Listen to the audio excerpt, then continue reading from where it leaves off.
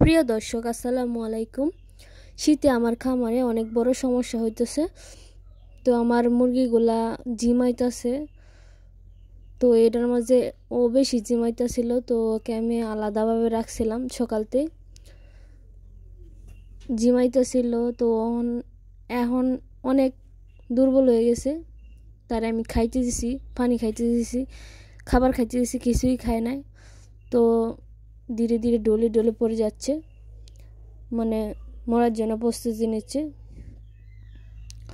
আসলে এই মরণ অনেক কষ্টের।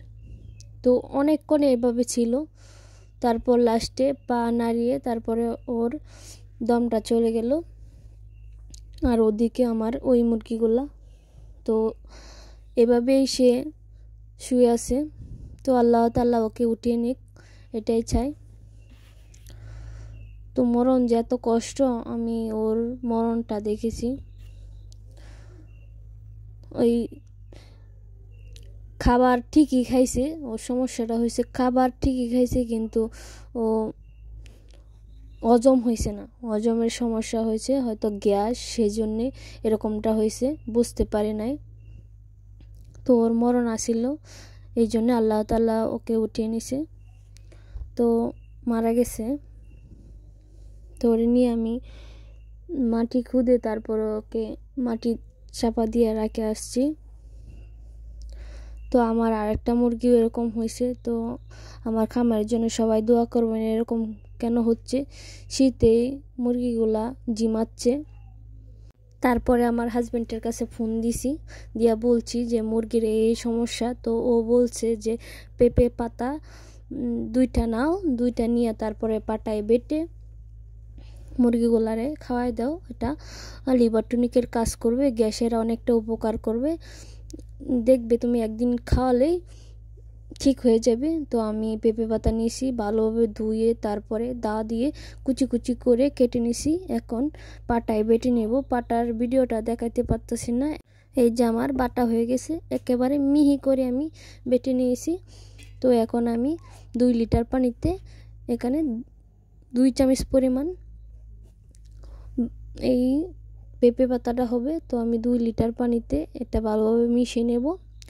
তারপরে আমার বড় যে মুরগিগুলো আছে ওদেরকে আমি খাইয়ে দেব, আর ফার্মি মুরগিগুলারে আমি খাইয়ে দেব। তো তারপরে আমি এইগুলা পটে নিয়ে নিছি। এখন আমার মুরগিগুলারে আমি দিয়া দেব। তো এটা দিতে দিতে আমার প্রায় সন্ধ্যা হয়ে গেছে। এই ভিডিওটা আমার 2 দিন আগের, তো আমি আজকে ভয়েস দিতেছি। তো এখন আমার মুরগিগুলারা অনেক সুস্থ আছে। মাত্র একদিন খাওয়ানোই অনেক ফলাফল পাইছি। এখন আর মুরগি ঝিমায় না। তো আলহামদুলিল্লাহ সুস্থ আছে। এই যে রাত্রের দৃশ্য, ওরা পানি খাইতেছে, মানে প্রায় সন্ধ্যা হয়ে গেছে। তো ওরা আর দিছি, তো ওরা পানি খেয়ে খেয়ে তারপর উঠে যাবে। তো অন্যদিকে আমি ফার্মিগুলারেও একইভাবে পানিটা খাইতে দিছি। ওরা বন্দি থাকে, তো তাই পানিটা অনেক সুন্দরভাবে খেয়ে নিতেছে। তো আমার খামারের সকল মুরগিগুলার জন্য সবাই দোয়া করবেন, ওরা যেন সুস্থ থাকে। আর পেঁপে পাতাটা খাওয়ায় আমার অনেক উপকার হয়েছে, এটাই তার প্রমাণ। এখন আর একটা মুরগিও হা করে নিঃশ্বাস নেয় না, আর ঝিমায় না। তো ভিডিওটা কেমন লাগছে অবশ্যই কমেন্টে জানাবেন। আর আপনারা যদি আরও প্রাকৃতিক কোনো গ্যাসের ওষুধ জানা থাকে তাহলে অবশ্যই কমেন্টে আমাকে জানিয়ে দিবেন, জানালে অনেক উপকার হবে। তো সবাই ভালো থাকবেন, সুস্থ থাকবেন। আল্লাহ হাফেজ।